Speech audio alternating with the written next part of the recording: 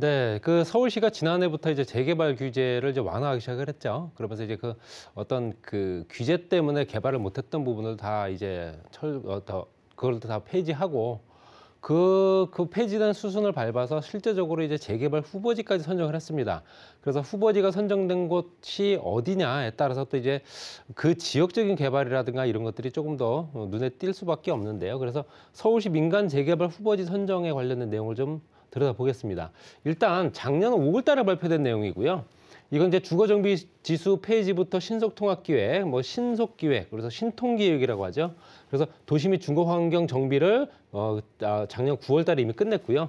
2종 7층 일반 주거지역 규제 완화하면서 실제적으로 20층, 25층까지 올릴 수 있게끔 만들어주는 현재 규제 완화까지 6대 방안을 이제 마무리를 지으면서 실제적으로 공공기획이라든가 이런 것들 더 도입을 하고 실제적인 또 어떤 그 지구 단위 계획구역부터 지정되는 그 어떤 기간을 단축시킬 수 있는 여건도 충분히 만들어놨다. 그래서 보통 5년이 걸렸던 지구 단위 계획을 2년 안에 끝내겠다. 뭐 이런 내용입니다. 그래서 빠르게 공급을 할 수 있게끔 방법을 찾았다. 이렇게 얘기할 수 있고요.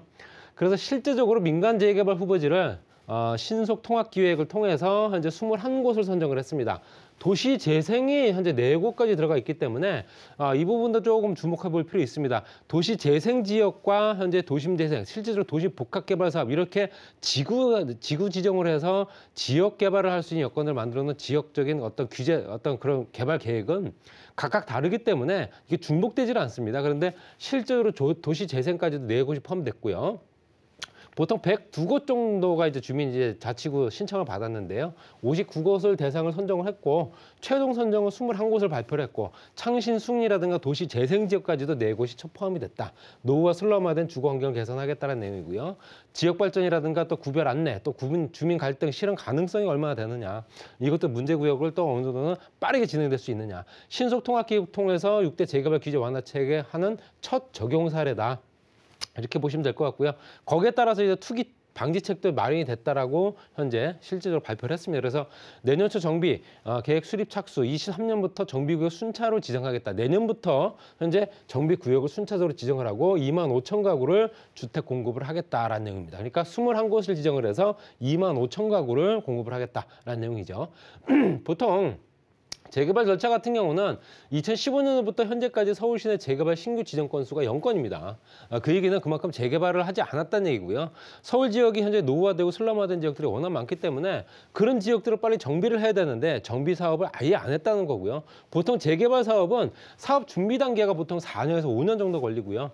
사업 시행 단계가 한 3, 4년, 그리고 관리 처분 단계가 2, 3년, 완료된 시점이 3, 4년. 그래서 통합 봤을 때 한 10년 이상 걸리는 사업입니다. 근데 이런 것들을 실제적으로 빠르게 진행시킬 수 있게끔 지구 단위 계획이라든가 사업 준비, 사업 시행 단계까지를 이제 2년 안에 끝내겠다는 얘기입니다. 그래서 보통 이제 5년 안에 이제 공급을 하겠다는 내용이 들어가 있겠죠. 내년에 지구 단위 계획이 지정되면 그 지구 단위 계획에 따라서 보통 2, 3년 후에 바로 이제 착공할 수 있는 여건들을 만들겠다는 얘기고요. 보통 사례를 보게 되면 우리가 알고 있는 현재 뉴타운 사업이 진행되는 지역들 지역들이 있었죠. 이제 시범단지로 진행된 지역이 은평이라든가 기름, 왕십리였는데요. 이런 지역들이 보통 현재 총 은평이 9년, 기름이 15년, 그다음에 현재 왕십리가 12년이 걸렸습니다. 그만큼 오래 걸리는 사업이기 때문에 그만큼 지루하면서 공급에 대한 어떤 그런 부분 갈증을 해소를 못했다는 얘기고요. 그렇기 때문에 이번에 8년 만에 서울에 재개발 지정을 했다라는 내용이 조금 고무적인 거고요. 주택 2만 5천 가구가 공급이 된다라는 내용입니다. 그래서 보시게 되면 종로 창신동부터 해서 서대문구 일대 해서 현재 동서남북을 가리지 않고 실질적으로 이제 서남권이라든가 동부권에 많이 배치된 걸 보실 수 있다시피 그 지역이 노후화된 지역들이 워낙 많거든요. 그래서 지금 현재 말씀드린 대로 현재 지구 단위 계획구역에 잡혀져 있는 현재 민간 재개발 사업 후보지 외에 창신 숭리라든가 구로, 그다음에 동작구 상도, 관악 신림까지 도시 재생 지역까지도 포함시켰다는 내용이 들어가 있다. 이렇게 보시면 될 것 같습니다. 그래서 국토교통부도 이제 도시 재생까지도 도심 복합 개발 사업에 같이 포함시키는 안을 현재 진행시키고 있다라고 얘기를 들었습니다. 말씀드린 대로 지금 현재 서울 지역에 가장 노후화된 지역이 어디냐, 또 현재 그 지역에 지정이 됐다가 해제된 지역이 가장 많은 지역이 어디냐 보게 되면 동부권이 133개소고요. 그다음에 서남권이 89군데입니다. 그렇기 때문에 이런 지역들은 대부분 동북과 서남권에 집중되어 있는 부분이 70%가 넘습니다. 이런 지역들이 지정됐다가 해제가 되고 이런 지역들이죠. 그런 지역들을 정비 사업을 하기 위해서 필요한 조건들을 만들었다라고 보시면 될 것 같아요. 그래서 지금 지도상에 보시더라도 동부권이라든가 서남권에 많이 포진한 걸 보실 수 있다. 이렇게 말씀드릴 수 있고요. 거기에 따라서 또 투기 방지책도 마련을 했죠. 요즘에 빌라 투자들 많이 하셨을 텐데 이제 2022년 초 이제 올해 초죠. 정비계획 수립에 착수를 하고 2023 내년부터 순차적으로 구역을 지정을 하는데 그 권리 산정 기준이래 완전히 권리 산정 기준이라는 거는 내가 아파트를 부여받을 수 있느냐 없느냐 그 조건입니다. 그랬을 때 현재 이번 공모 기간의 선정 구역, 선정된 지역들 21곳은 2021년도 9월 23일 이전 기준입니다. 그렇기 때문에 2021년도 9월 23일 이전에 소유권이 이전이 되어 있는 물건이어야지만 가능한 물건이 가능하다는 얘기고요. 토지거래 허가구역은 이미 작년 12월 28일 날 이미 지정이 됐습니다. 지정됐기 때문에 여기는 분양권 없는 건축행위라든가 지분 쪼개 얘기가 안 된다. 이렇게 보시면 될 것 같고요. 건축허가 제한은 이제 이번 달부터 진행된다 보시면 될 것 같습니다. 그리고 미선정구역 같은 경우는 이번 달 1월 28일 선정되지 않은 구역도 따로 있을 테니까 민간공모청에서 그 지역을 추가적으로 선정하게 되면 이제 이번 달 28일부터 현재 권리 산정 기준일을 잡고 1월 중에는 토지거래 허가구역을 지정하겠다. 똑같은 내용이 들어가 있습니다.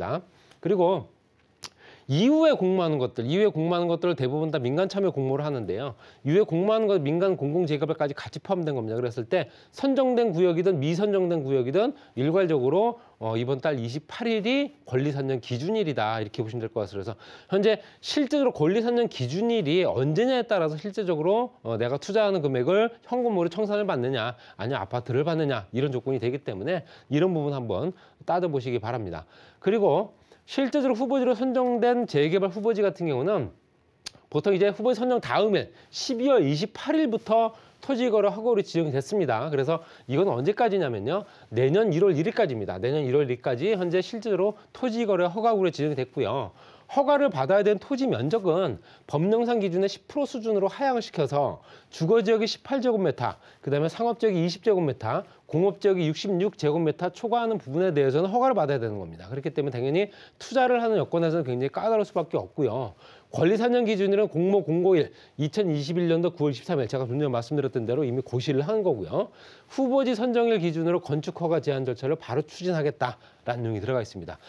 그리고 미선정 구역 같은 경우는 일괄적으로 1월 28일을 권리 산정 기준으로 고시를 할 예정이고 또 향후 추진될 공공재개발, 민간재개발 공모 시기와 관계없이 모든 현재 재개발 사업은 1월 28일을 권리 산정 기준으로 산정을 한다. 이런 내용이 들어가 있습니다. 그렇기 때문에 서울시에서 처음으로 8년 만에 진행되는 2015년도부터 현재 여태까지 한 번도 재개발 지역으로 지정된 지역들이 없기 때문에 굉장히 빠르게 진행할 수 있을 거라고 기대를 하고 있고요. 그렇기 때문에 지역 발전이라든가 그 주변에 공급량이 늘어나면서 그 주변의 부동산 가격을 조금 더 안정화시킬 수 있는 데 역할을 하지 않을까 기대를 해보면서 정리하겠습니다.